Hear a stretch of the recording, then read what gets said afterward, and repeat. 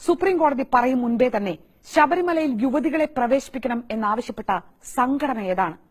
സത്യത്തിന് ഇപ്പോഴും വിലയുണ്ടെങ്കിൽ ഉത്തരം RSS എന്നാണ്. ശബരിമലയിൽ സ്ത്രീ പ്രവേശനം വേണം എന്നാവശ്യപ്പെട്ട് ശബരിമല സപ്ലിമെന്റിൽ ലേഖനം എഴുതാൻ ധൈര്യം കാണിച്ചത് BJPയുടെ ഒരേ ഒരു MLA O രാജഗോപാലാണ്. അതും 1999 തന്നെ. യുവതികളെ പ്രവേശിപ്പിക്കാനായി തീർത്ഥാടന കാലത്തെ ക്രമീകരണങ്ങളിൽ തന്നെ മാറ്റം വരുത്തണം എന്നാവശ്യപ്പെട്ടതാരാണ്?